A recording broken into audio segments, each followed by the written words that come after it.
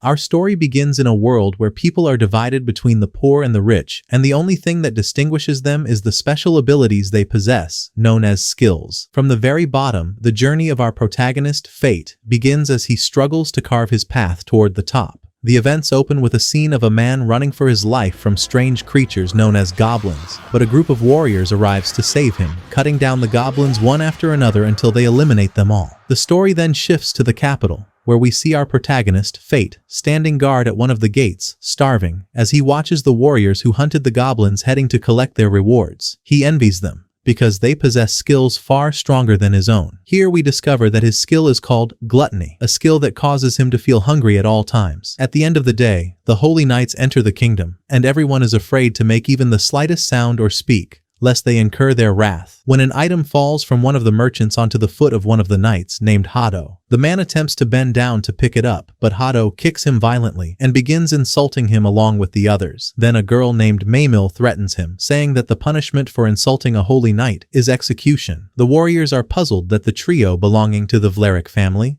Memil, Hado, and their older brother Rafal, are considered holy knights, and they wonder how such people can be compared to Roxy, who is also a holy knight, yet kind and compassionate toward others. Fate stands at the gate as his stomach growls loudly from hunger. The knights approach him and tell him that his shift has ended. Rafal throws money onto the ground and orders him to bow down and pick it up. Fate is forced to obey, but that is not enough for them, as Hado steps forward and begins beating him. At that moment, Roxy arrives and tells them to stop mistreating people, because such behavior does not befit the name of a holy knight. They leave and walk away. Then Roxy quickly goes to Fate to check on him and tells him that they are partners in guarding the gate, asking him to inform her if those three ever harm him again. Fate smiles shyly and tells her that he is used to this kind of treatment, then leaves her and goes to a restaurant to eat. There he begins thinking about the way Rafal looked at him, realizing that he will never leave him alone, and that if he learns about his connection to Roxy, he will only make things worse for him. The restaurant owner checks on Fate, and here we discover that there had been someone working as a gate guard before Fate, but he eventually died due to the brutal treatment he suffered at the hands of the Vlerick family trio. Fate finishes his meal and returns to the gate, but his stomach begins making the same sounds again, and he remains hungry despite having just eaten. He wishes that he had been born with a different skill that would allow him to live a respectable life.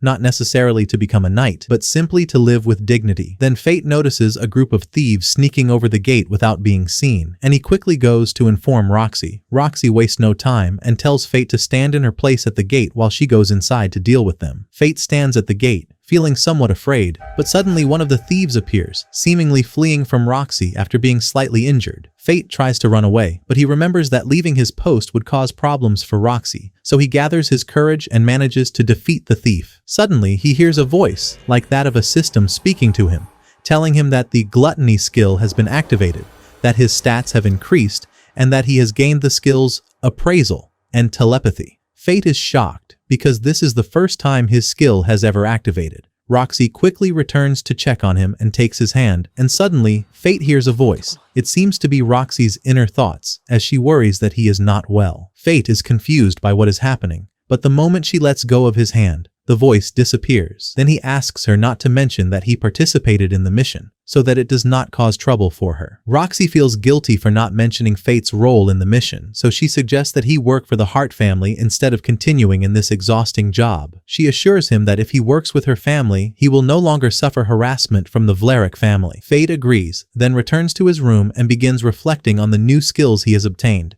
trying to understand them. He feels a sense of joy because his stats have increased, and for the first time, he may finally be able to fight monsters. The next day, Fate heads to the market, searching for a sword he can use to hunt monsters. The shopkeeper greets him, but Fate has very little money, so the man tells him to choose any of the used swords. Fate picks up the first sword and uses his appraisal skill to measure its durability and strength, only to find that its value is 0. He tries the rest of the swords, but they all have the same value, until he picks up a black sword with a strange design. The moment he looks at it, he hears a voice describing it as filthy and treated like garbage, saying that the sword resembles him in a way. Then suddenly, the sword speaks and says, "Buy me, and I will serve you, glutton." Fate is surprised that the sword knows about his gluttony skill, so he uses appraisal again and discovers that the sword's name is Greed. The sword speaks once more, telling him that they have many things in common. Fate listens to it and decides to buy it. At the same time, we see Mamil speaking with Rafal as they discuss Fate going to work for Roxy. Mamil suggests punishing Roxy for making such a decision without consulting the Vlarik family, but Rafal tells her to calm down, saying that such matters are not worth the trouble. We learn that the Hart and Vlarik families are among the 5 great families that support the kingdom, so there is no need to create conflict over something so trivial. Then he tells her that what truly matters now is going to the military district, and he seems extremely excited as they are about to conduct research on immortality. Fate then goes to the forest to hunt monsters. As soon as he arrives, Greed warns him that a goblin is about to attack him. Fate quickly kills it, and his gluttony skill activates once again, causing his stats to rise in a strange way. Suddenly, more than 100 goblins appear. Fate feels a bit afraid, but with every goblin he kills, his strength increases further, and the battle gradually becomes easier for him over time. Fate continues fighting until he defeats all the goblins, and with every battle, his skills and stats grow noticeably. Greed tells him that it seems he is finally satisfied, and Fate is surprised when he realizes that his stomach is no longer making the usual sounds of hunger that plagued him every day. He wonders in astonishment how his abilities keep increasing, when the known rule in this world is that a person is born with a single skill that neither changes nor evolves. Greed explains that the reason is the gluttony skill, a power that defies the laws of this world. It works in opposition to the natural rules, which state that stats only increase with leveling. In contrast, gluttony allows him to steal stats and skills from those he kills, without gaining experience, leaving his level fixed at level 1 while his actual power continues to grow. Greed adds that this skill violates the sacred laws of the world, and therefore Fate must never reveal it to anyone. Decides to continue fighting on his own, then prepares to return to his job at the gate, but Greed advises him to collect the goblins' materials and sell them for money. He follows the advice, sells them, and earns more money than he has made in 5 years in the capital. Fate is overjoyed, as he will finally be able to eat meat, but Greed reminds him first to take care of the sword. While walking, Fate bumps into a man and falls to the ground. The man is carrying a small girl. The moment the girl touches Fate, he hears her voice inside his mind, pleading for help through telepathy. Fate tries to use appraisal on the man, but finds that his abilities and stats are hidden. Despite that, he decides to save the girl rather than abandon her. The man takes the girl and locks her inside a hut, preparing to sell her to one of the knights. The girl is terrified, and Greed warns Fate that this man is stronger than him, giving him one last chance to retreat, but Fate refuses. The scene shifts to the church, where a nun explains the story of Laplace, the being who created this world and granted each person a unique skill. During the explanation, one of the children objects, saying that Laplace was not fair because she gave some people powerful skills like the holy knights, while giving others weak ones, forcing them into lives of poverty and helplessness. At that moment, another nun enters and informs them that a little girl has gone missing and cannot be found. The story returns to the hut, where the kidnapper frightens the girl before leaving. Fate seizes the opportunity, rushes to her, reassures her that everything will be fine, and frees her from her restraints. But suddenly, the kidnapper appears behind him. Fate takes a fighting stance, but the situation is difficult, as he must protect the girl during the battle. Greed suggests a strategy: retreat and deceive the enemy into thinking he is weak, then exploit his arrogance. Fate follows the plan, steps back, knocks down crates to create an opening, and attacks, but the kidnapper dodges easily. The kidnapper uses a skill called Sharp Edge, which is powerful compared to Fate's current level. Greed advises him to target the enemy's weapon instead of attacking directly. Fate follows the advice, manages to break the kidnapper's sword, and, guided by Greed, succeeds in defeating him. Afterward, Fate threatens the man to reveal which holy knight ordered the kidnapping. At first, the man refuses, but under pressure and pain, he confesses that the one behind it is Hado Vlarik. Fate is shocked, and from that moment, he resolves to take revenge when the opportunity arises. We discover that the little girl's name is Sahara, and Fate takes her with him to feed her meat. It is the first time she has ever tasted meat in her life, and she begins to cry. Fate feels sympathy for her and gives her his own portion of food as well. Sahara returns to the orphanage with the nuns, and they all thank Fate. He feels shy because this is the first time anyone has ever thanked him. Then he tells Sahara, no matter how hard life is, try to smile. The difficult times will pass. We learn that these were the same words his father once told him when he was young, and that they were the reason he has endured until now. On his way back, Greed tells him that if he had taken even a single hit from the sharp-edge skill, he would have died. Becomes slightly annoyed because he had not been warned in advance, and the two of them exchange a bit of humor. Greed reminds him that he needs to buy new clothes for his new job at the Hart family mansion, since his current clothes are old and worn out. But Fate forgets about it and decides to buy them the next day. At the restaurant, an old man speaks with the owner and tells him that Mason, the head of the Hart family, has died in battle in a place called Gallia after being attacked by a sacred dragon that had not appeared for 1,000 years, and that all of his forces were killed with him. As a result, Roxy will now become the head of the Hart family. The old man expresses concern because Mason had been the only one capable of restraining the arrogant holy knights,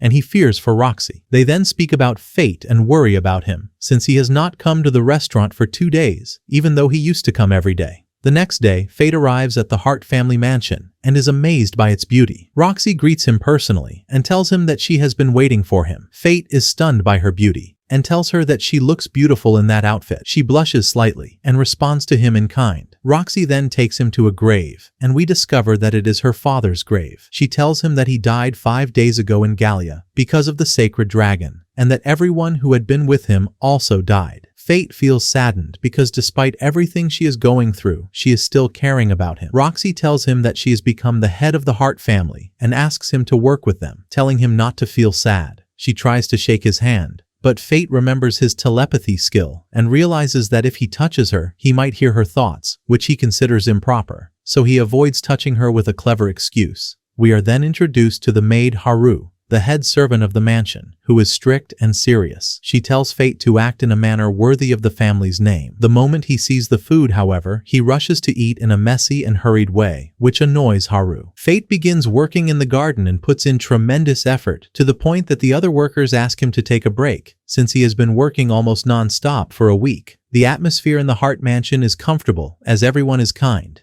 But suddenly, Fate's stomach begins making noises again, even though he has eaten. Haru approaches him and tells him that Roxy is asking for him. He goes to her, and she asks him how his work is going. Fate feels distressed because his hunger is growing stronger with each passing day. Then Roxy calls him Faye, and he is surprised, because that is what his father used to call him. He tells her that his father died while hunting monsters, and she tells him that the two of them are similar. He asks her why she calls him by that name, and she answers that she wants the mansion to be filled with joy, and for them to become like a family, and that he is now a part of it. Fate feels embarrassed and asks her to call him by his full name, but she refuses. Suddenly, Fate feels dizzy and loses consciousness. When he wakes up, he finds himself in his room, and Roxy has left him a message asking him to rest and take care of himself. Fate turns to his sword, Greed, to ask what is happening to him, and Greed tells him that the gluttony skill has fully awakened since he tasted souls, and that there is no longer any way to stop it. He explains that the more Fate satisfies his hunger by absorbing souls, the stronger he becomes. But at the same time, his desire for more will increase. If he stops absorbing souls, his hunger will continue until he dies, or he will lose control and enter a berserk state, attacking anyone in front of him, even his friends, turning into something like a monster. Greed tells him that when his hunger reaches its peak, it will show in his eyes. Fate goes to the mirror and notices that one of his eyes has turned red. He decides to leave the mansion to hunt for souls, and as he walks, he begins to feel that the scent of humans has become strangely appealing. This is the effect of the hunger boost skill, which allows him to use gluttony more efficiently, grants him enhanced night vision, and gives him the ability to track prey through scent, while also causing weaker prey to feel fear and freeze in place. Fate reaches the goblin area and begins killing them one after another, but even so, he cannot fully satisfy his hunger. Greed suggests that he head deeper into the goblin forest, and upon arriving, he faces two stronger types of goblins, defeating them as well. Finally, he reaches a state of satisfaction, but he fears ever reaching such a condition again. Greed tells him that the solution is to hunt monsters from time to maintain balance. As he prepares to leave, the Goblin King appears before him, and the difference in their stats is not great. Fate decides to hunt it to gain a powerful new skill, regeneration, which allows him to recover during battle. Fate feels some fear when he realizes that the Goblin King has eaten humans before, but he studies it carefully, searching for a weakness. The moment he finds one, he launches a surprise attack and cuts off its arm. However, he hesitates and nearly loses focus during the fight, but Greed brings him back to his senses at the right moment. He continues fighting with agility and tactical retreat, avoiding his enemy's blows. Greed encourages him to trust himself and attack directly. Fate follows the advice and ultimately succeeds in defeating the Goblin King. Then Greed tells him that the stats he has obtained are now sufficient to reach the first stage of the sword's evolution. He explains that the sword has multiple forms, and if Fate gives it a portion of his stats, it will grant him new abilities and properties. Fate becomes excited and wants to see the new form, so he asks how much is required. Greed answers that he wants all the stats Fate has gathered since they met. Fate is shocked by the request and refuses, but Greed threatens him, saying that if he refuses, he will lose the right to wield him. He offers him two choices. Either they part ways and each become strong alone, or they remain together and grow stronger as one. Fate chooses to stay with Greed because it is his only partner. The sword promises him that he will not regret it. Then it transforms into a magical bow and asks him to try it. The bow is easy to use, as it requires no arrows. Simply pulling the string and releasing it fires magical arrows directly at the target, making it perfect, even for a beginner. After that, Fate takes the Goblin King's ear and places it in front of the orphanage, so that they can sell it and obtain money to help them survive. The next day, inside the mansion, Roxy disguises herself and changes her appearance in order to go to the market. When Fate sees her, he mistakes her for a thief and stops her, but immediately apologizes once he realizes who she is. Roxy leans in close and whispers in his ear that she is on a secret inspection mission, which is why she is disguised, and asks him not to tell Haru. Fate tries to return to his work, but Roxy stops him and asks him to accompany her on the mission. They arrive at the market, and Roxy is extremely excited. Fate calls her by her real name, asking her not to draw attention, but Greed and Roxy both warn him of the danger, so she tells him to call her by the alias Rocky. Greed teases Fate, embarrassing him, so he tells it to be quiet. But Roxy thinks he is speaking to her, and he quickly apologizes to her, leading to a slightly romantic moment between them. Greed mocks them, and Fate grows irritated and almost breaks the sword, but Roxy tells him to calm down and asks to see it. Fate becomes anxious, fearing that she might discover the secret of his power, since he is known among people for having a weak skill. Suddenly, the sword slips from his hand, but Roxy catches it. She examines it and tells him that it needs improvements, suggesting that he take it to the Hart family's blacksmith after they finish their mission. Greed is quietly pleased by this. They continue wandering through the market until they stop at a fruit vendor, where Roxy is drawn to the grapes. The vendor begins advertising his goods, claiming they come from the Hart family's farms. Roxy asks to taste one, and he agrees. Fate enjoys the flavor, and Roxy tells him that it is only natural since they are grown on their land. The vendor is surprised by her use of the word our, but Greed quickly alerts Fate, so he claims that one of her relatives works on the Hart family's farms, allowing them to pass the situation smoothly. Roxy thanks him for his quick thinking. Suddenly, a holy knight enters the market, and tension spreads among the people due to his arrogance. At an unfortunate moment, Fate's stomach growls, drawing the knight's attention. Fate immediately apologizes to avoid trouble and preserve their disguises, but the knight continues his arrogance and is about to strike him. Roxy intervenes and tells him to stop, insisting that Fate has already apologized. The knight studies her face, finding her features familiar, and the surrounding merchants begin to suspect that she might be Roxy herself. At that moment, Greed suggests a clever idea. Fate should pretend that Roxy is his lover, which would divert suspicion away from her true identity. Fate follows the suggestion, and Roxy quickly plays along, saying that his stomach made that sound because he had not eaten the meal she prepared for him. The situation becomes even more embarrassing, but everyone believes the act, and they manage to escape the predicament safely. Suddenly, Fate hears Roxy's inner voice saying that this is the first time she has ever held a young man's hand and that her heart is racing. He immediately pulls away and apologizes, but Roxy pretends that she is used to such things, even though she is lying. After they move past the moment,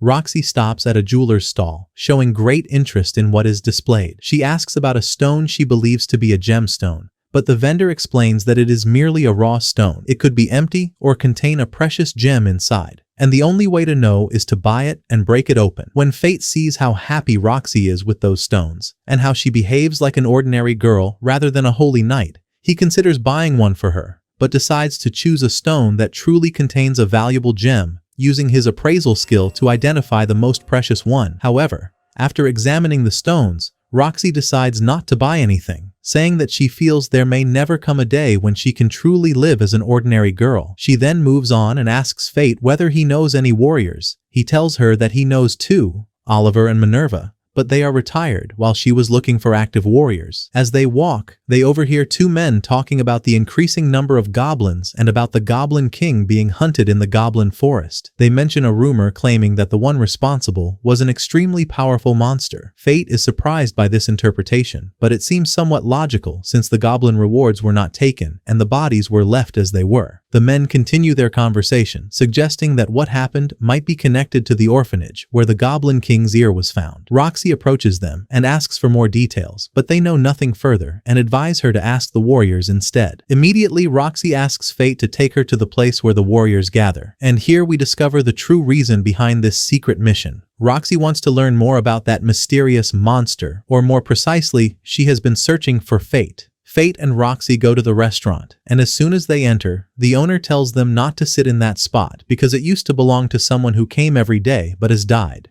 He is referring to Fate himself, believing him to be dead. Then he is shocked to see that Fate is still alive. Fate tells him that the girl's name is Rocky, and that she is his colleague in his new job, but the restaurant owner misunderstands the situation and assumes that Fate and Roxy are lovers. Roxy grows flustered and, in her embarrassment, accidentally breaks a cup. Then Greed resumes mocking Fate, causing him to panic as well, and he ends up breaking his own cup due to his strength. The restaurant owner then begins explaining the story of the monster to Roxy, saying that the goblins' corpses still have their ears intact, meaning the rewards were never taken. Therefore, he believes the culprit must be a monster, because if it had been a human, they would have certainly taken the rewards.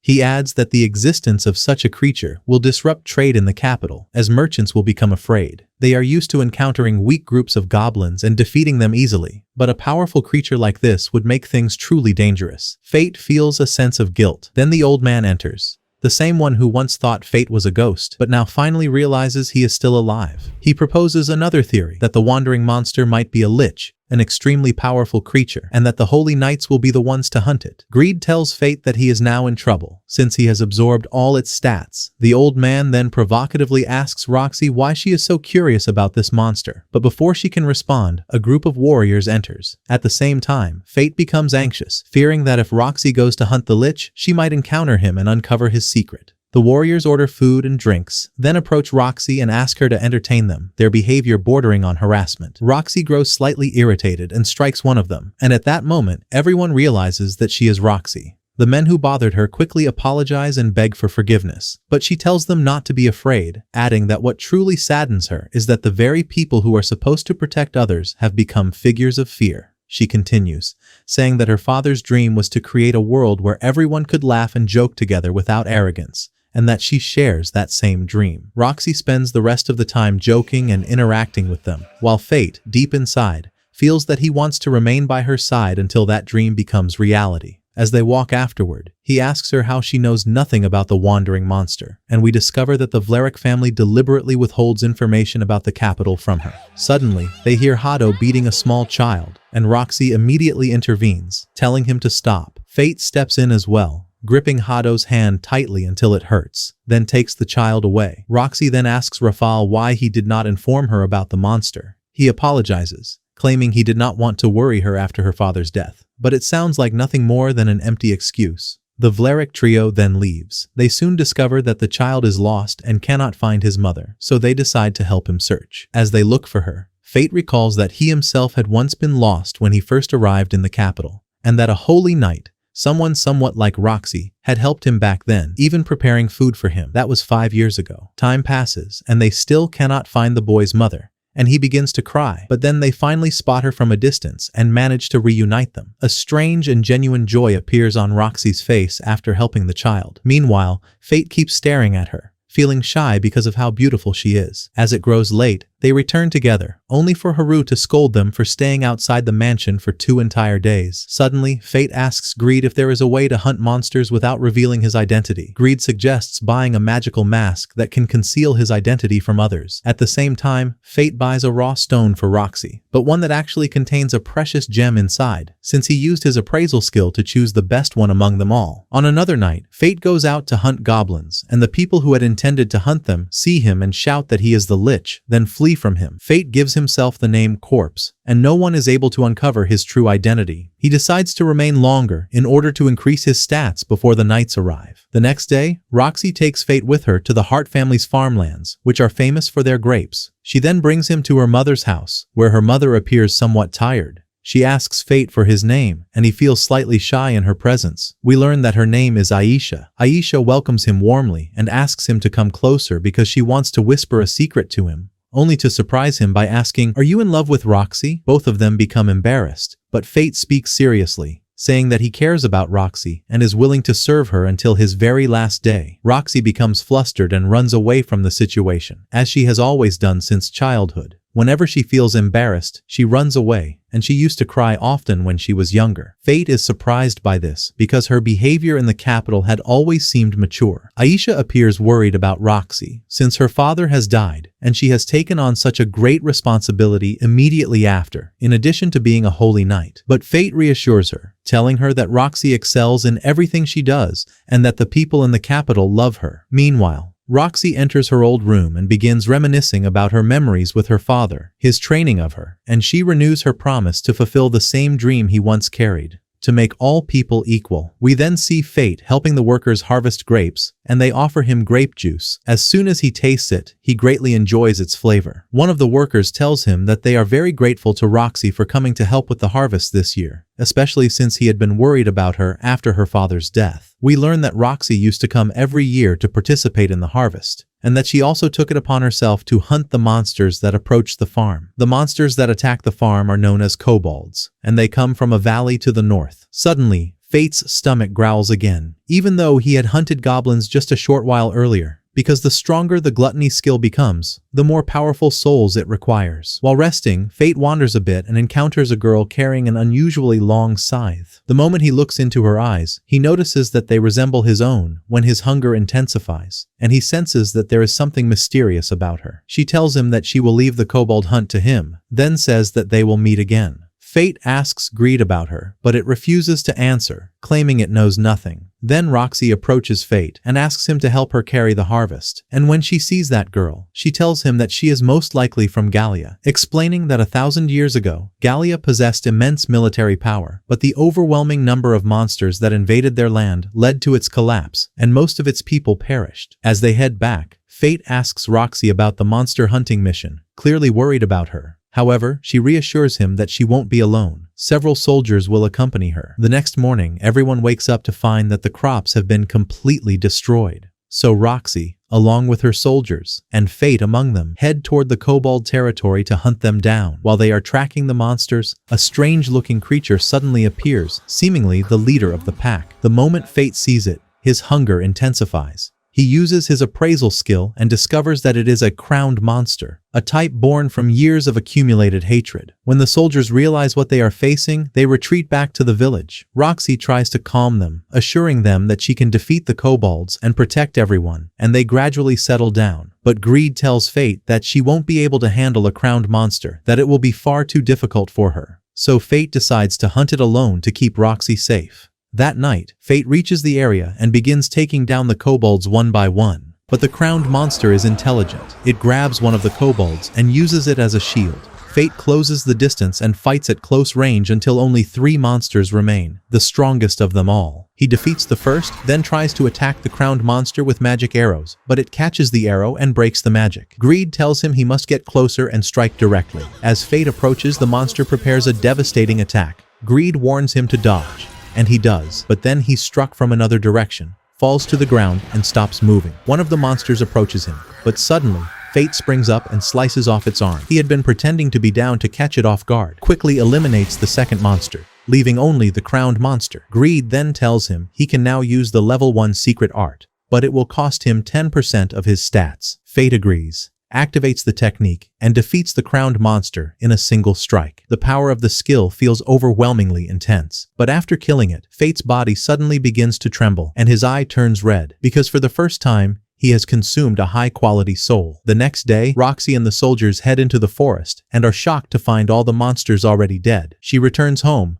complaining that the forest has turned into a wasteland, and begins to suspect that the girl from Gallia might be responsible, as rumors say Gallian warriors are even stronger than holy knights. Later, Aisha calls Fate into her room and asks him to stay by her daughter's side and support her. She explains that it's not about his strength or status, just his presence gives Roxy comfort. She then reveals that her time is running out and asks him once more to take her place in supporting Roxy. Fate agrees and reassures her, though deep down he feels he may not be worthy of such a heavy responsibility. While hunting monsters to satisfy his hunger, Fate realizes that it no longer affects him the same way. It now requires stronger souls than simple goblins. His right eye turns red again, forcing him to cover it, and he heads to the restaurant. There, he overhears the old man add saying that Hado will be part of a reconnaissance mission to hunt the Lich, which is actually Fate himself. They also mention a mission to Gallia, wishing that someone like Hado would be sent there to get rid of him. Fate is surprised, since Mason had already gone there and died. The scene then shifts to a meeting of the Holy Knights, where Roxy is chosen to lead the Gallia expedition. She later visits her father's grave and speaks to him about it. Fate interrupts and asks her not to go. It turns out he overheard the conversation at the restaurant. He explains that the Hart family has become a nuisance to the Vlerick family and other knights, and that sending her to Gallia is a way to eliminate her. That night, Fate goes to the old location, hoping to find Hado and take revenge for everything he has done. He finally encounters Hado and his group, but the moment the fight begins, they are overwhelmed by fear of his power and flee. When everyone else escapes, Fate removes his mask in front of Hado alone. He wants personal revenge. Hado's hand trembles as fear takes over, while Fate wonders how someone like him could possess the power of a holy knight. Fate asks Greed if it can cut through a holy sword, and Greed confidently replies that it's stronger than such weak weapons. Hado begins activating a skill that takes time to charge, but Fate easily dodges it, rushes forward, and shatters Hado's sword effortlessly. Then he throws the broken half to the ground and says with contempt, "Get down and pick it up." Hado tries to run, while Fate mocks him, talking about how pathetic and weak he is. Hado collapses and Fate grabs him, lifting him into the air. He recalls all the times Hado humiliated him and begins to degrade him in the same way. Fate's anger grows as he hears Hado's pleas, remembering how he ignored the suffering of children and bullied the weak, and even more so after realizing he had targeted Roxy as well. In a burst of rage, Fate hurls Hado into the sky and unleashes his strongest attacks repeatedly, tearing his body apart. Even then, he doesn't kill him immediately. He lets him suffer, then asks about Roxy. Hado reveals that Roxy volunteered to go to Gallia herself to protect people. This reassures Fate slightly. Desperate, Hado begs for his life, promising to cancel Roxy's mission to Gallia if Fate spares him. But Fate orders him to be silent, declaring that this is his revenge, not Roxy's, and without hesitation, he ends his life. After killing him, Fate acquires the Holy Knight skill, granting him the ability to become one of them. Yet he refuses to join those arrogant figures and completely ignores the skill. Then Greed takes a portion of Fate's stats and evolves into its second form, known as Soul Reaper, where the weapon transforms into a cursed scythe so powerful that it can cut through space itself. The next day, Roxy departs with the Gallia expedition. As everyone gathers to bid her farewell, she reassures them that she will only be gone for 3 years and will return soon. She says her goodbyes one by one until she reaches Fate, promising him that they will meet again. After her departure, Fate discovers that she left him a letter of recommendation so he could continue working at the Hart estate, ensuring that the Vlerick family would not be able to approach him. He is surprised that she remained worried about him until the very last moment, yet he rejects the recommendation and decides to leave the estate to carve his own path as a warrior. He has already made his decision to help Roxy in the Gallia expedition instead of stopping her from going. The workers bid him farewell, and Harrow gives him his wages, asking him to take care of himself. As he rides away in the carriage, a mysterious figure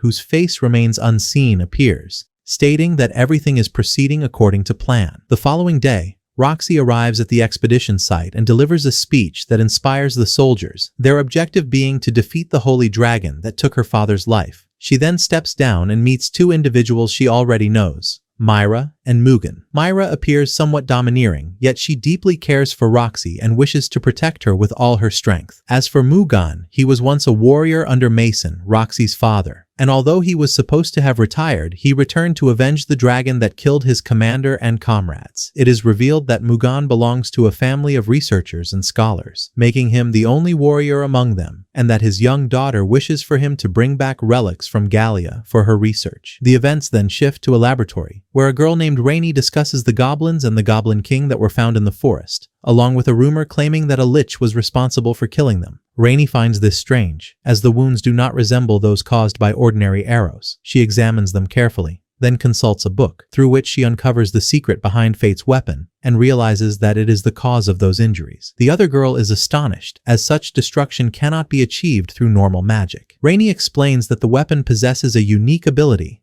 as it is one of the 7 deadly sin weapons, forged from a material capable of handling an extraordinarily high level of magical power, and she expresses her desire to experiment with one of them. Fate arrives at Tetra Village, the gathering point of the expedition, a city where merchants from across the kingdom converge. He remarks that it has not changed, revealing that he had passed through it 5 years ago. He approaches a driver and asks about caravans heading to Gallia, but he is told that it is too late and that no more will depart. Fate decides to wander through the city, eat, and purchase supplies using the money Haro had given him. Upon entering a tavern, he sees a group of warriors bullying a man who had asked them to accompany him on a mission, but they refused due to the low pay. Fate intervenes, telling them to stop, but they react aggressively, forcing him to discipline them. It is then revealed that Fate knows the man. His name is Set. A flashback takes us to Fate's childhood, where Set is shown bullying him and throwing stones at him because of his weak skill and because he was seen as a burden to the village. We also see Fate's father slaying the monsters surrounding the village, and how Fate learned to prepare healing mixtures for him, as he was injured each time he fought to protect them. After his father's death, the village no longer wanted Fate to remain among them. It is revealed that they had only tolerated him and his father because his father protected them, and once he died, they drove Fate out and beat him. Returning to the present,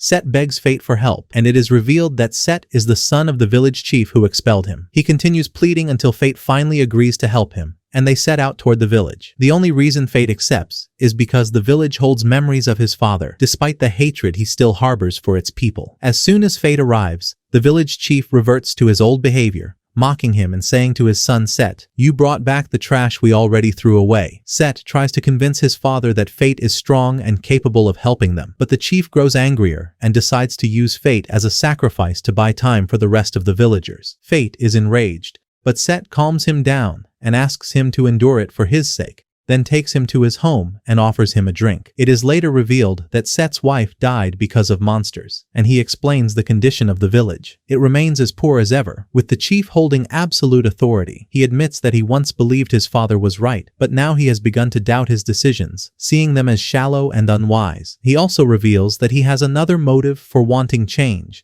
to secure a better future for his daughter. When Fate sees Set's relationship with his daughter, he is reminded of his own bond with his father and feels a strong sense of similarity. He asks Set to tell him more about the monsters, and Set explains that they first appeared a month ago, that they could fly, and since such creatures had never been seen before, they attempted to hire warriors, but everyone refused due to the low payment. During their conversation, Fate's stomach growls again, and Set leaves to prepare food. At that moment, Greed speaks to Fate, explaining that these monsters are powerful and are likely gargoyles, intelligent creatures that attack once to test their prey and then return for a full-scale assault, much like the kobolds. Set's daughter personally brings food to Fate. However, while eating, Fate suddenly feels dizzy and loses consciousness. It is revealed that the village chief orchestrated this, having given drugged sweets to Set's daughter to serve to Fate. Set tries to wake him, but fails, and at that exact moment, the monsters begin attacking the village. The creatures swarm the area, destroying everything and setting it ablaze,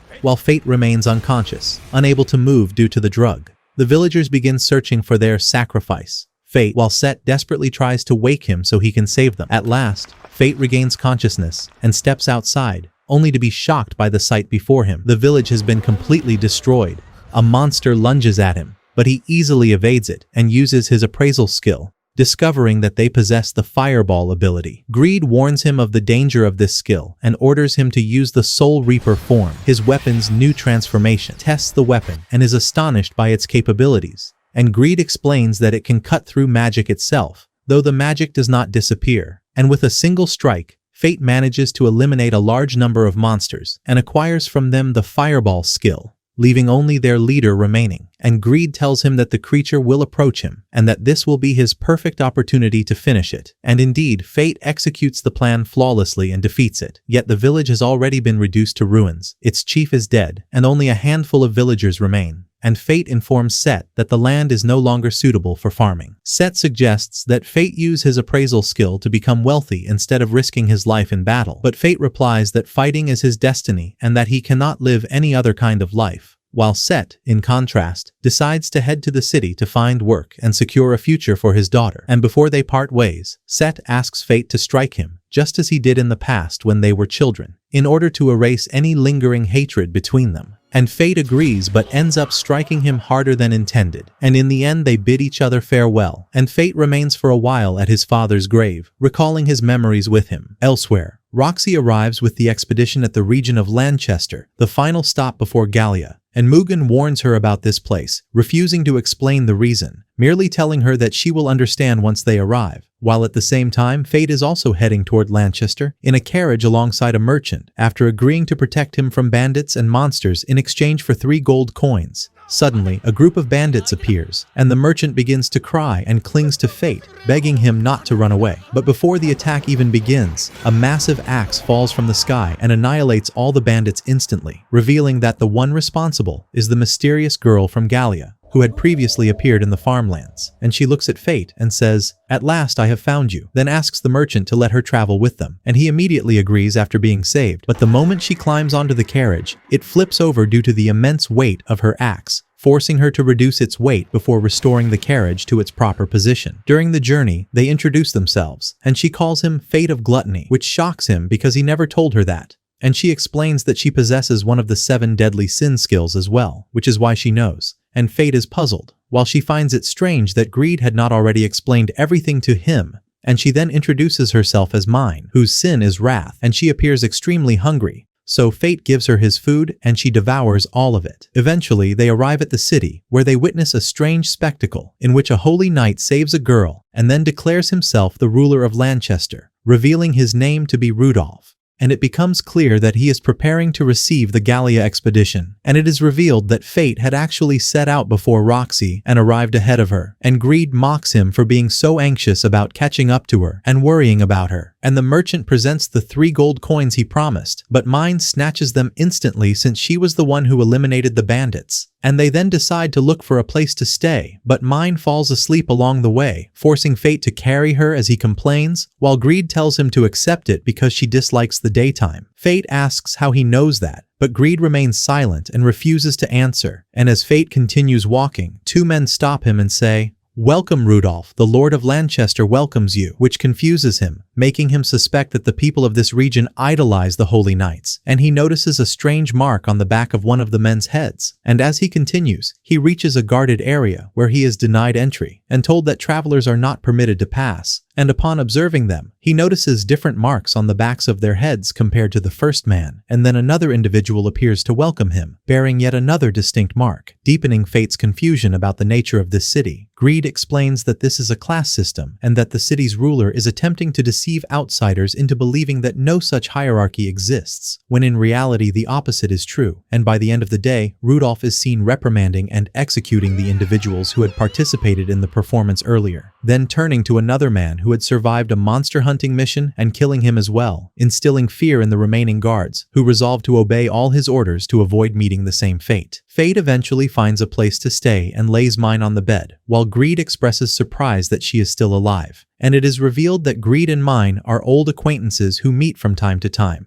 and that Mine's axe, named Sloth, is also one of the 7 deadly sin weapons, just like Greed. Fate asks about these sins, and Greed begins to explain, telling him that there are 7: gluttony, wrath, greed, sloth, lust, envy, and pride, and that these abilities exist to defy the laws of this world. And Fate feels the weight of his fate, realizing that he is bound to harvest souls to satisfy his gluttony, that when he was weak he was oppressed, and now that he is strong he has become enslaved once more, this time by his own skill that compels him to kill others. And Greed tells him to calm himself and control his emotions, because losing control in a state of frenzy would make it impossible for him to return to normal. Greed then begins teaching him how to manage his hunger by feeding it gradually rather than excessively. And Fate experiments with a new technique by combining Fireball with his magic arrow, destroying a monster in a single strike. But the moment he absorbs its soul, he feels intense pain due to his hunger, and Greed instructs him to endure it and not rush into hunting again immediately. Fate manages to control his hunger, and Greed tells him that he is now in a stable state, but that he must fully satisfy his hunger soon. And Fate then senses the presence of a nearby crowned monster and heads toward it, discovering that it is a sand golem, and he utilizes a variety of his abilities, ultimately activating his most powerful techniques combined with Fireball,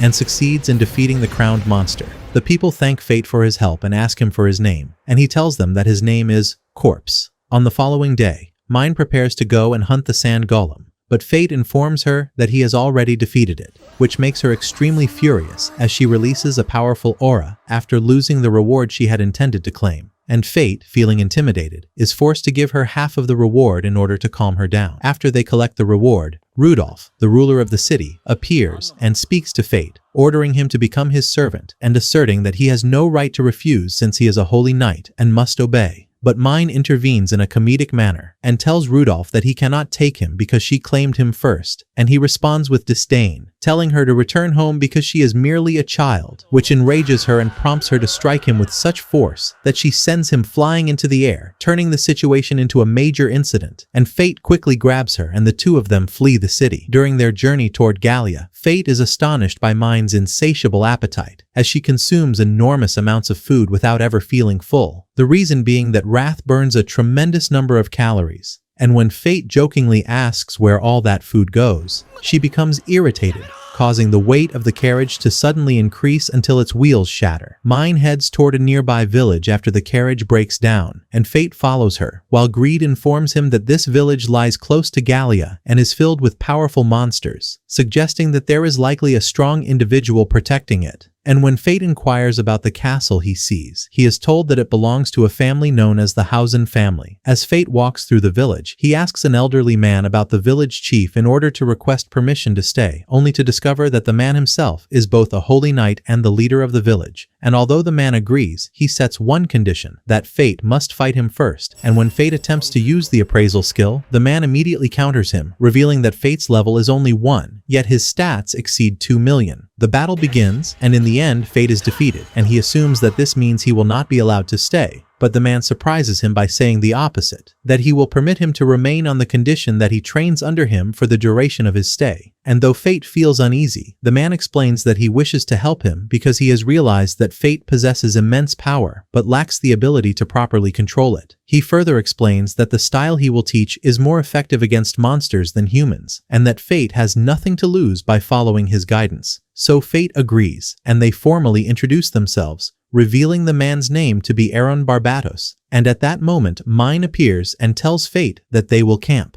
But Fate informs her that he has found a better place to stay, and when Aaron sees her, he immediately senses the power of a great warrior within her. Fate's first training session begins as a hand-to-hand combat exercise against Aaron, the purpose of which is to teach him how to control his overwhelming stats, the greatest issue he faces, as he possesses immense strength without true mastery over it. And Aaron begins attacking him while instructing him on proper stances and techniques for each strike, emphasizing that he must relax his muscles rather than tense them, as doing so will make him faster and stronger. And during this training, Fate's eye suddenly turns red as his gluttony surges, causing Aaron to grow concerned and ask if he is all right. But to his surprise, Fate becomes even stronger and faster than before, and when Aaron uses a new skill against him, Fate manages to evade it effortlessly, prompting Greed to express astonishment at Fate's ability to maintain control and move fluidly, even in a state of hunger. Fate then detects the scent of monsters coming from the castle, and when Aaron returns to his hut, he shows slight irritation over what Mine has done while searching for food, but he lets it pass and goes to ask the villagers to share some provisions. And in the meantime, Fate jokes with Mine and draws on her face, and as Aaron returns with the food, he gazes toward the castle, recalling his family, while Mine discovers what Fate has done to her, and Fate, in turn, looks at pictures of Aaron with his son and his wife. On a new day, Aaron and Fate resume their training, with Fate using a tree trunk while Aaron wields a sword, and Fate skillfully keeps up, adjusting the angle of the trunk to deflect and slide the strikes away. And at that point, Eren tells him that he is ready and has finally achieved full control over his stats, just as Mine arrives angrily and tells him she has a gift for him, only to draw on his face as he did to her. And while they are eating, thanks Eren for everything he has done for them, while Mine remains focused solely on eating, ignoring the conversation, prompting Fate to apologize to Eren. It is then revealed that Mine has lost her sense of taste due to the sin of wrath, and that she has a goal she seeks to achieve. And upon hearing this, Eren looks toward the castle and reveals that Hausen Castle once belonged to him, but 15 years ago, he was forced by royal orders to leave for the capital, where he lost his family, who were killed by a crowned monster known as a lich, and even now their souls remain under its control, as though they were zombies. Fate feels his hunger rise once more and decides to head toward the castle, but Eren refuses to let him go alone and accompanies him, while Mine offers to protect the village in exchange for 50 gold coins, making it clear that she values money above all else. And Fate and Eren reach the castle and begin cutting down skeletons one after another until they reach the second floor, where they are suddenly confronted by the appearance of Eren's family as though they were alive, with his son Luke and his wife Diana speaking to him with longing, leaving Eren in shock as he questions whether they are truly alive, and he begins speaking with them about his life in the capital. However, Fate finds the situation strange and questions Greed, who reveals to him that what he is seeing is nothing more than an illusion created by the Lich, and that they are, in truth, already dead. And Eren finishes speaking with his family before they suddenly turn hostile and attack. But he is prepared and defends himself, and Fate suggests using the cursed scythe, the second form of greed, to break the illusion, only to realize that doing so would not merely free them, but would erase their souls entirely and leave them without salvation. So he refuses. Eren then tells Fate to leave his family to him and go search for the Lich, and Fate follows the monster's scent until he finds it and reveals it with a magical arrow, and the battle between them begins as Fate attempts to apply what he has learned from Eren, but he is quickly surrounded by zombies from all sides while facing the Lich before him, placing him in a dire situation, until Eren suddenly appears and saves him by cutting the tendons in the zombies' legs, immobilizing them without destroying them. Eren is overcome with guilt and confesses that what happened to his family was his fault, for he left them and went to the capital without listening to his wife, and then he uses a skill he once mastered together with his son. Yet he requires assistance, so Fate seeks Greed's permission, takes the son's sword, and the two of them execute the technique in unison until they succeed in defeating the Lich and reclaiming the castle, after which Eren carries the bodies of his wife and son, and their spirits appear before him, speaking gently and assuring him that what happened was not his fault, allowing him at last to forgive himself and resolve to live in a way that would honor them. And as they bid him farewell, remnants of the Lich's energy emerge, nearly ruining the moment, but Fate swiftly eliminates it to preserve their final goodbye, and in doing so he also manages to break free from his state of hunger. Through the battle he fought alongside Fate, Eren surpasses his own limits, something that can only occur when Fate acknowledges his strength, and with many monsters still remaining, the two of them compete to see who can defeat more, and afterward they return to Mine, who is irritated by their delay. Yet Eren offers her the agreed payment, only for her to surprise them by refusing it and telling him to keep it because he needs it to rebuild his village. Then she tells Fate that money never lies, and that he will come to understand this truth when he has lived longer. And in that moment, Eren recalls that he has seen Mine before, and it is revealed that he encountered her 50 years ago while she was hunting monsters in the same place. Yet her appearance has not changed at all, so she explains that she is a phantom who does not age, and then she turns to Fate and tells him that it is time for them to depart. Fate bids farewell to Eren, who asks him about the secret of his eye, and Fate answers that he suffers from a condition that compels him to kill monsters periodically, and if he fails to do so, his eye turns red. But Eren interrupts him and tells him that the matter is not limited to his eye alone, for his very soul bears an immense burden, and then he asks him that once he has achieved what he seeks, he should return to him, because there is something important he wishes to tell him. Elsewhere, Maimel sits with Rafal, who discovers a stone known as the Philosopher's Stone, an essential component in the immortality research they are pursuing. And suddenly a servant enters Rafal's chamber and informs him of Hato's death, revealing that the body found was not that of a monster, but of a human warrior, which enrages Rafal greatly, and he wishes he could discover the identity of the one who calls himself Corpse. On the road, Fate and Mine exchange conversation and light-hearted banter within the carriage, before Mine falls asleep and rests her head upon his lap, as though it were a pillow, telling him to remain silent because she wishes to sleep. And Fate seizes the opportunity to ask Greed about the purpose for which Mine lives, yet Greed refuses to disclose anything, telling him that he will come to understand it in time, as they continue their journey together. Meanwhile, Roxy and her expedition are on the verge of reaching the Hausen region, where Fate and Mine had previously been, and when Roxy arrives and sees the castle, she realizes that it once belonged to Eren before the Lich seized it. Yet she is surprised that she cannot sense any aura of a monster within, and at that moment, Eren appears and welcomes them, and Mugen greets him with great respect, for Eren is one of the leaders of the 5 great families, and one of the legendary warriors known as the Sword of Light. And when Roxy attempts to introduce herself, Eren speaks first, remarking on how much she has grown, leaving her astonished at his familiarity, until he reveals that he was an old friend of both Mason and Aisha, her parents, and that he himself chose her name. Mugen feels a slight tinge of jealousy at their connection, but Eren explains that he is no longer the hero he once was, as he abandoned the path of battle after losing those for whom he fought. And when Roxy mentions that he managed to defeat the Lich alone, he denies it and tells them that a powerful warrior aided him, leading Mugen to conclude that this warrior must be extraordinarily strong.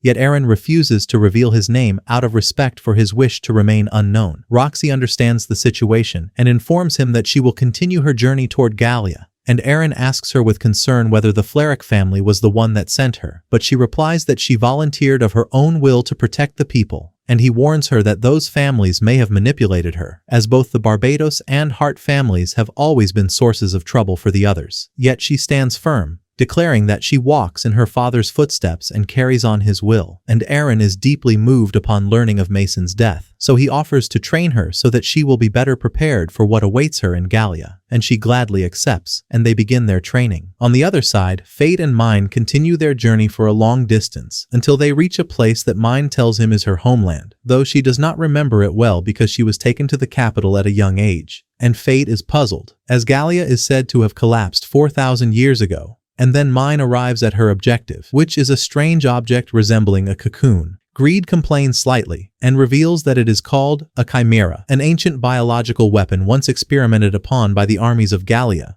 where monsters were fused within special vessels. Though it was a failed experiment and most of them were destroyed, with only a few remaining specimens, and Mine asks Fate to repay his debt by helping her eliminate this chimera, explaining that it is still in its larval stage, which means defeating it should be relatively easy, and she instructs him to use the Soul Reaper form to destroy it. Mine advances and shatters the cocoon, from which emerges a chimera possessing the body of a human who appears to be controlled by it. And when Fate looks into its eyes, he notices that they are crimson, just like his own, and he freezes in place, unable to move, as though under the effect of a special ability. And when he asks about it, Mine explains that it is the core of the chimera and demands that he destroy it. Yet he hesitates, realizing that using the Soul Reaper will condemn it to eternal torment. But Mine insists that appearances are deceiving and that it is merely a monster disguised in human form, and that there is no other way to deal with it. The chimera begins to unleash streams of molten lava toward them,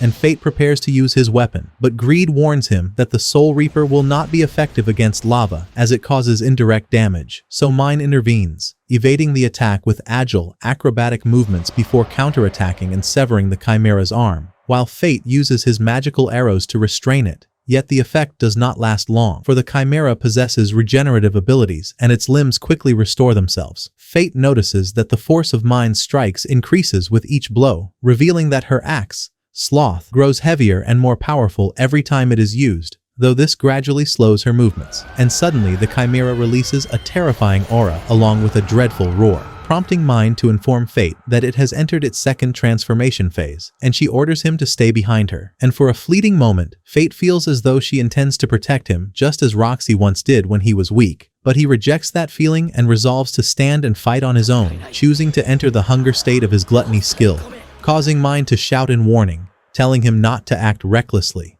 for complete immersion in that state may render him unable to return to normal ever again. Fate enters the state, and agony tears through his body until he finally reaches the phase of gluttony, astonishing Mine with his ability to do so, and the battle reignites between them and the chimera as Fate fires another arrow, this time greatly enhancing its power, managing to petrify the chimera once more, and Mind seizes the opportunity to deliver a single devastating blow that shakes the battlefield. Yet the chimera conjures a black barrier around itself, and when Fate attempts to break it using the Soul Reaper, it proves ineffective, so Greed instructs him to locate the weakest magical flow within the barrier and strike it, and indeed he finds that point and shatters the barrier, forcing the chimera to emerge and attempt to flee. At that moment, Fate's eye begins to bleed, as though he has reached his absolute limit, and Mind tells him to climb onto her axe so she can launch him high toward the chimera, while Greed informs him that he is now capable of using the second level of the secret technique, which will enhance the Soul Reaper's abilities, though it will cost him 20% of his stats. And as Fate approaches, the chimera traps him within another barrier. Yet he breaks free and finds himself surrounded by flames, though the solution is simple for him, as he slices through them with the Reaper. And finally he succeeds in destroying the chimera's core. The moment it is over, Fate is drawn into a strange realm, where he witnesses the memories of that core, seeing how it and other children were subjected to cruel experiments by scientists, and he even sees Mine as a child embracing that core, as though there were an old bond between them. And when Fate returns to his senses, he tells Greed that instead of feeling joy after absorbing the soul, he feels distress, something entirely unfamiliar to him. And Greed replies that this is natural, because he has consumed the soul of one of his own kind, leaving Fate puzzled by the meaning of his own kind. Turns to Mine and asks her whether she knows the chimera's core, but she answers that she has forgotten everything about her past, though she insists that anyone who becomes a chimera must be killed, otherwise they will bring death to countless others. And at that moment, Fate asks her that if the day ever comes when he loses control and descends into uncontrollable madness, she must kill him, for she is the only one capable of doing so. They soon arrive at a crossroads, where Fate heads toward Babylon, while Mind decides to remain behind to build a village for herself and for the companions she cannot remember. And before they part, she tells him that she has a feeling that when they meet again, he may already be dead. And amid this exchange, Greed advances to the third level, resetting Fate's stats once more, and Fate manages to reach Babylon, the fortress that separates Gallia from the kingdom, its walls constructed from an exceptionally durable stone capable of repelling monster attacks for thousands of years. Fate attempts to enter from the south, believing there to be a gate there, but Greed corrects him, explaining that there is only a northern gate, since the southern region is infested with monsters, making it illogical to construct an entrance there. And Fate is surprised by Greed's knowledge of such details, only to learn that he had once visited Babylon with a previous wielder, who has since died, while Greed himself endured, explaining that the bearers of the sins perish, but the weapons themselves are eternal and cannot be destroyed. Upon entering the city, Fate is shocked by the exorbitant prices, though it is only natural given the difficulty of transporting resources there. And at that same time, Roxy also arrives in Babylon, prompting Fate to quickly don his mask. Yet he senses a strange aura from an unknown individual passing behind him, who then vanishes, only for that figure to later be revealed as a mysterious girl who declares that everything is proceeding according to plan, and that Roxy will die here. Babylon is known as a gathering place for the strongest warriors, mercenaries, retired holy knights, and even criminals, where power absolves all sins, making it the ideal place for Fate. And Roxy encounters Norden Ellister, the man who once organized her father's army, and she thanks him for his help, but he apologizes for failing to protect her father, despite fighting alongside him, surprising her with his prior connection. Yet he remains burdened by guilt, so she asks him to lift his head and invites him to join their expedition, and they conclude their exchange with a gesture of mutual respect. Meanwhile, Fate wanders through the city, growing increasingly frustrated by the exorbitant prices as his money begins to run out, and he stops before a blacksmith shop that specializes in sword sheaths, where the blacksmith greets him and remarks in surprise at the burn marks on his clothes, explaining that they are no ordinary burns but far stronger than the effects of fireballs. And when Fate asks about the sheath Greed desires, the blacksmith tells him that it is merely a display piece, though he offers to craft a custom one. And after evaluating the sword, he declares that the cost will be 500 gold coins, shocking Fate, who immediately flees the shop in a comical manner. Fate leaves Babylon to hunt monsters and earn money from their bounties,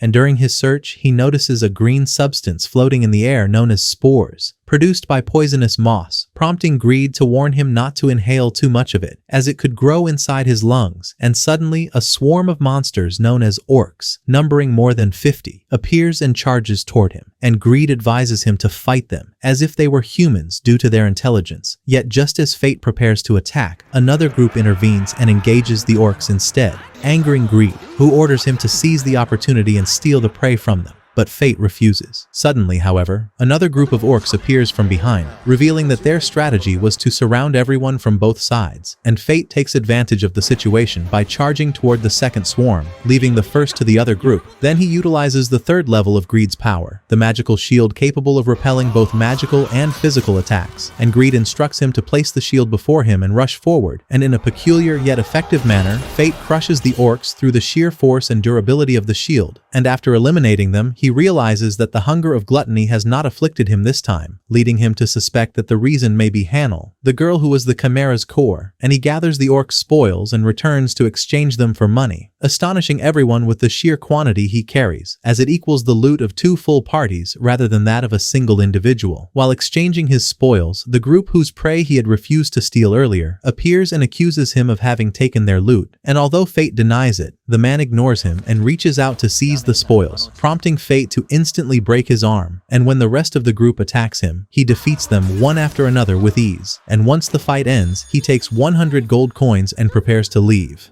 But at that moment, Roxy Hart enters and asks whether he is responsible for the chaos and for assaulting the warriors, believing him to be a villain, and Fate, still disguised, explains that they attacked him first and that he merely defended himself, causing Roxy to feel that what happened is partly her fault due to the absence of her father, who once managed Babylon's order. So she overlooks the incident but orders the warriors to be imprisoned for a full night. And as Fate stands beside her, he realizes that he has grown nearly as tall as she is, after having always looked up at her from below. Roxy asks him his name, and he replies that he is called Corpse, and she advises him to take better care of his appearance, as his clothes are torn, leaving him embarrassed as he quickly departs. And during his wandering, he encounters the blacksmith again, who rushes toward him in astonishment after hearing that he defeated a group of warriors alone, and offers to let him wear his equipment in exchange for promoting it, introducing himself as Jed Stratos, and Fate accepts the offer as he truly needs new clothes and gear. Yet once he is equipped, Jed surprises him by demanding 80 gold coins, which shocks Fate, though the blacksmith offers to accept half, 40 coins, and Fate agrees. As he continues through the city, he notices a large crowd gathered before a restaurant, and upon discovering the reason, he sees a mysterious girl, and the moment his eyes meet hers, he finds himself unable to look away in a strange manner, and she approaches him and says, "I have been waiting for you, Fate," leaving him stunned, for he is wearing a magical mask that alters his appearance. Yet she reveals his identity by stating that she is one of his peers, and it becomes clear that she possesses one of the 7 deadly sins, namely the sin of lust, and her name is Eris. And when Fate looks into her eyes, he experiences a peculiar sensation, prompting her to apologize and explain that it is merely a side effect of her ability, which causes anyone who gazes upon her to fall in love with her regardless of their identity. Fate asks her why she has been waiting for him, and she tells him that she has been observing him since his arrival in the capital, intending to speak with him once she noticed the decline in the influence of his gluttony, though she preferred that he meet Greed first. And when he asks her about Mine, she explains that she has not spoken with her much, as Eris belongs to the 2nd generation while Mine belongs to the 1st. And she thanks him for eliminating Hanel, as it had been difficult for her to do so. Then reveals that all chimeras originate from the capital of Gallia, suggesting that other specimens may still exist, and expresses doubt in the Holy Knight's ability to confront them due to their current weakness. She then moves to the heart of the matter, explaining that despite possessing a deadly sin, she also bears another role, that of the guardian of the kingdom, and as such, she places the kingdom's interests above all else, even if it results in losses centuries into the future, astonishing Fate, who asks her what she means, and she answers with chilling clarity, "Roxy Hart must die in Gallia." Fate's anger ignites instantly, yet Eris continues, explaining that hatred does not vanish with the death of monsters, but rather accumulates,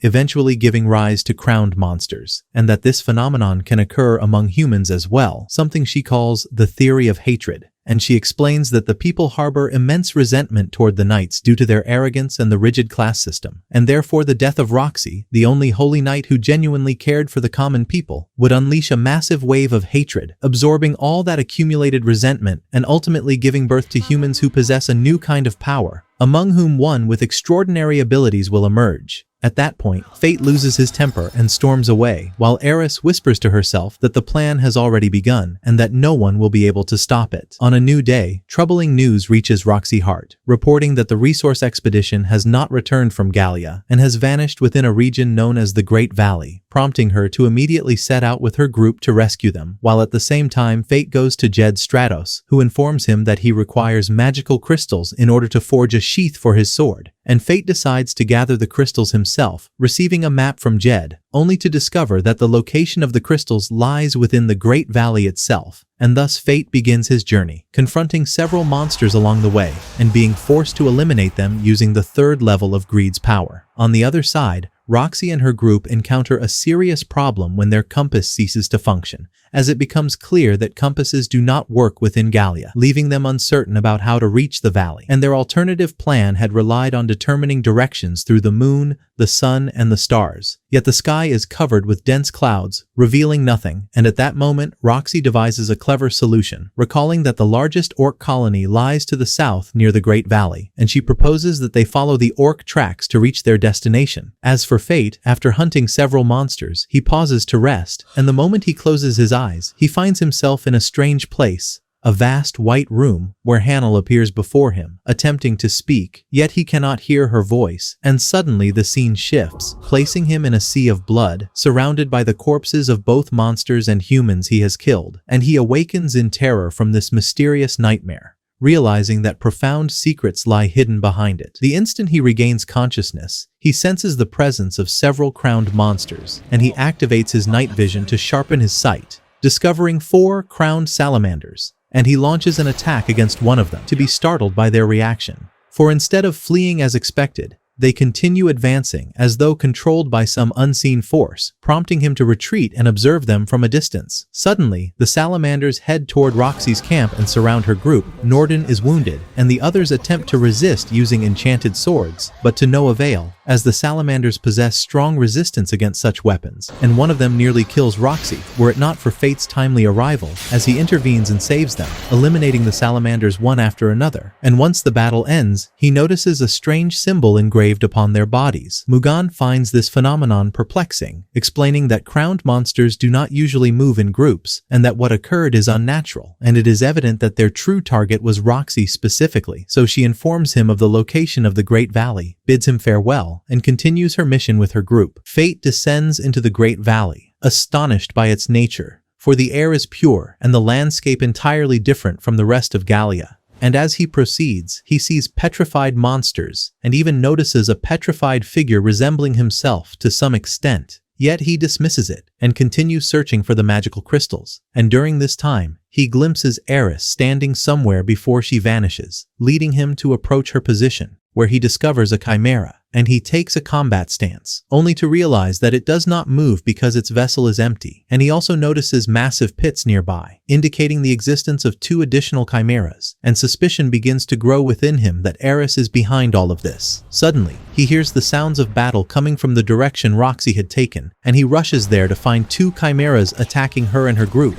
and once again he intervenes and saves them, while Mugan and Norden are already severely injured, and the chimeras begin regenerating, though at a slower rate than Hannel, and Fate explains to them that the weakness of these creatures lies in the core at their center. He initiates the attack, anticipating that the chimeras will attempt to protect their cores, and he moves swiftly, disrupting their balance, allowing Roxy to seize the opportunity and strike the core, enabling them to destroy the first chimera, and together they turn toward the second, planning to repeat the same strategy. But the creature takes flight, forcing them to wait until it descends, and when it does, a violent tremor shakes the ground, splitting the earth apart and swallowing both Fate and Roxy. Fate immediately grabs Roxy to shield her from the impact of the fall, reassuring her, yet both lose consciousness after plunging deep into a vast chasm, and during the fall, Fate loses his mask, though he quickly retrieves it and puts it back on before Roxy awakens and discovers his true identity, and when she regains consciousness, she realizes that her leg has been injured, so she treats it herself. Fate begins explaining the truth of the chimeras,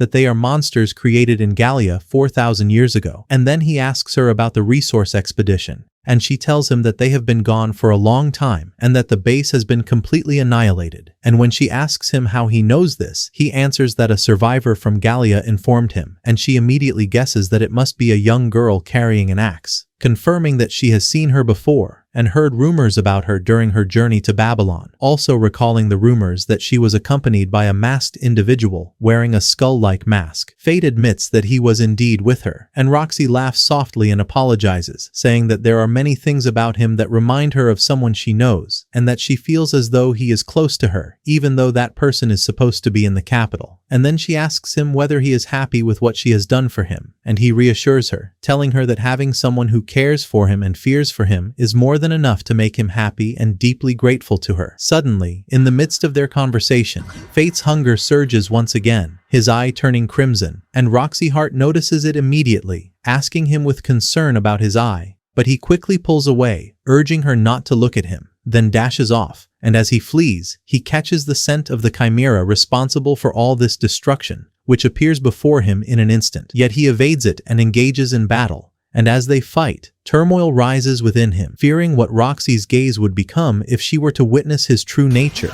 And after he defeats the chimera, he notices the same strange mark he had seen before on the salamanders' bodies. At that moment, greed intervenes, confirming that someone is deliberately targeting Roxy, and Fate becomes certain that Eris is behind everything, while Roxy catches up to him, checking on him, and he assures her that everything is under control. But suddenly a nearby wall collapses, revealing the magical crystals behind it, and Fate and Roxy finally manage to escape the pit, as everyone reassures themselves of their safety, as though everything has returned to normal. The following day, Roxy loses her patience and confronts Fate over everything he has done during the past month, telling him that to avoid imprisonment, he must join the royal army. Yet he refuses to become subordinate to her, so she challenges him to a duel, declaring that his fate will be imprisonment if he loses, and he accepts the fight without even drawing his sword, underestimating her, only to be shocked when, despite the vast difference in their statistics, she stands as his equal, even managing to scratch his mask, prompting him to use the sacred sword technique, astonishing everyone with his ability to wield it. And Roxy assumes he must be a former holy knight, but he denies it, insisting that he is merely a warrior. Fate then unleashes a barrage of attacks, yet during the fight, he catches sight of the necklace he once gave to Roxy, and his focus falters, allowing her to seize the opportunity and defeat him. And after the duel ends, she asks him whether he learned his combat style from Harun Barbatos, as it resembles what she herself has learned, and she tells him that Harun spoke of an incredibly powerful warrior whom she wishes to meet, asking if he is that person. But Fate evades the question and advises her to focus on herself and her own safety. Later, a conversation takes place between Mugan and Fate, where they agree that the movements of the salamanders and the chimeras are unnatural and that someone must be controlling them, while Fate realizes deep within that Eris is responsible, and Mugen reveals that his family studies Gallian technology and that both his father and his daughter are scientists, and it is revealed that his daughter's name is Rainy. The scene then shifts to Rainy's laboratory, where Raphael Vlerick is discussed, and it is revealed that after the death of his brother Hado, he locked himself away with the Philosopher's Stone to study it, and it becomes clear that this stone can heal any wound and grant immense power. Yet in return, it consumes the mind and body of its user. Elsewhere, Fate sits upon his bed, recalling Main's words about what is known as the E-field, a power he must reach in order to face the sacred dragon, as she had warned him not to push himself too far lest gluttony consume him. And suddenly alarm sirens echo throughout the city, announcing the approach of a massive horde of monsters from Gallia, and Fate watches from afar as Roxy and the army prepare, choosing not to intervene, believing they can handle the situation. Yet he enters a state of hunger as a precaution. Greed then informs him that something strange is approaching from the east, moving beneath the ground,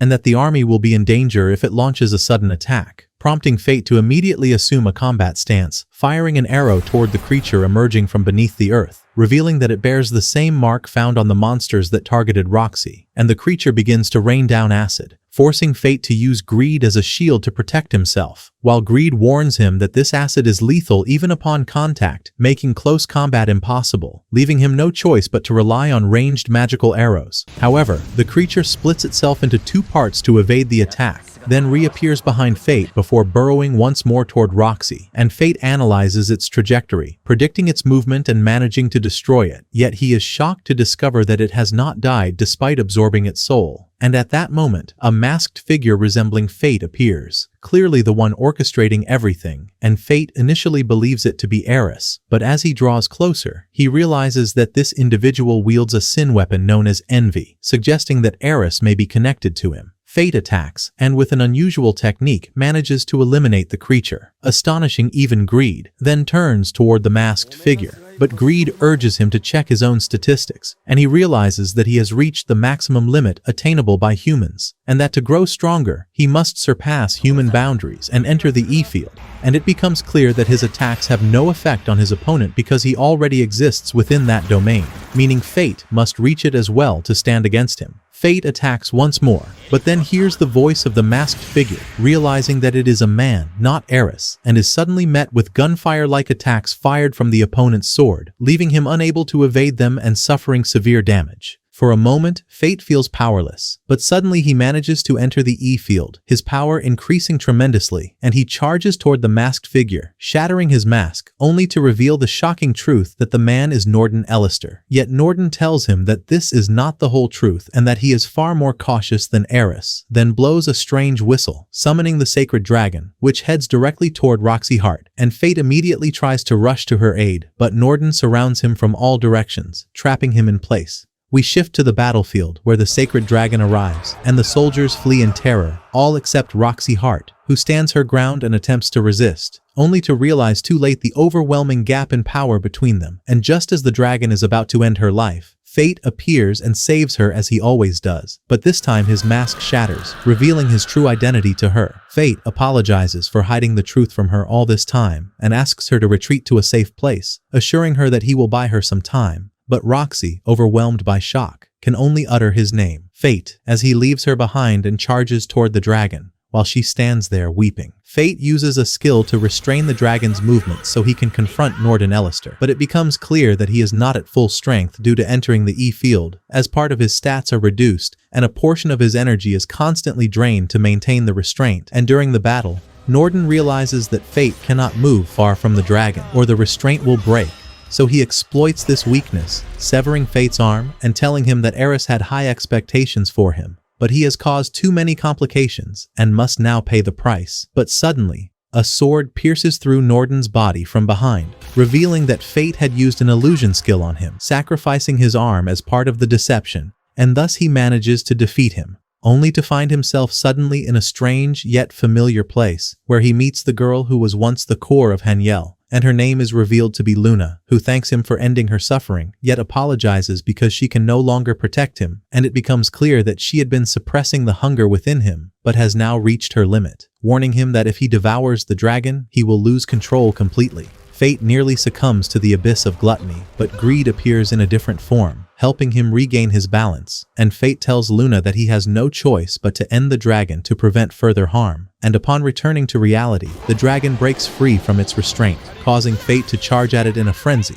throwing Greed toward it and attacking with his bare hands. And it becomes evident that his stats surpass the dragon's, giving him an advantage. Yet Greed warns him not to rely solely on numbers, as the E-field is a power that transcends such measures. Fate continues his assault, managing to bring the dragon down to the ground, then uses the very first skill he ever acquired, Bedge, to finish it once and for all. And as gluttony devours the dragon's soul, he enters an extremely dangerous state, where losing control would make him a threat even greater than the dragon itself. So he makes a critical decision to transfer all his stats into Greed, allowing it to evolve to a new level. And in doing so, his own stats return to normal, reducing the risk of berserk madness. But suddenly, Maine appears, saying she never expected this day to come so soon, and Fate asks her to kill him, and she agrees to fulfill her promise, raising her axe. But Roxy intervenes, leaping forward to push him out of harm's way, and Fate pleads with her not to look at him, because he does not want her to see him in this state. Yet she tells him that her perception of him will never change, no matter how strong he becomes, and to his surprise, the raging gluttony within him begins to calm. Then she takes his hand and says,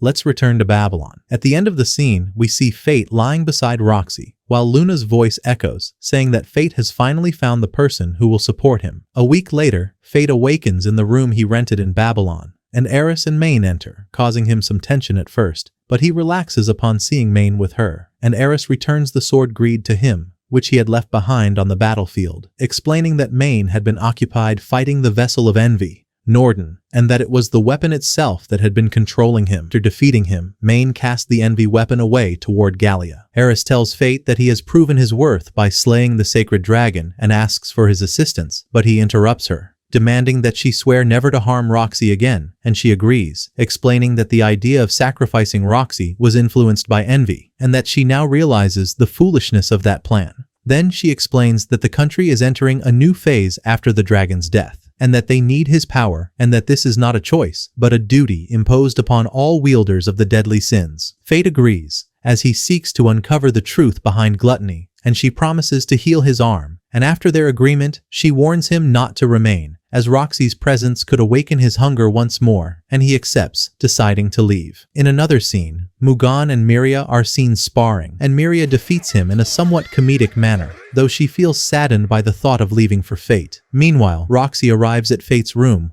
only to find it empty, with nothing but a letter in which he apologizes for not telling her the truth about gluttony, explaining that his departure was necessary, yet promising that he will return, and she accepts it, recalling their first meeting when Fate was afraid of her because she was a holy knight, and he was merely a vagrant, and she had apologized to him, offering him food when she heard his stomach growl, asking for his name, and he had answered, Fate, and that was the moment she felt proud to be a holy knight. The story then shifts to the Vlarik family, where Raphael Vlarik and his sister discover that corpse is in fact Fate, the one who killed their brother Hado. Yet Raphael shows no concern and returns to his room to continue studying the Philosopher's Stone, laughing as he thanks Fate for getting rid of Hado. Finally, we see Fate alongside Eris and Maine, where he uses a new ability to restore his arm, successfully completing the process, and then their paths diverge. Eris returns to the capital, Maine continues her own journey, and Fate moves forward alone, accompanied only by Greed. And thus, the tale comes to an end. A journey that began from the very bottom and rose toward the peak,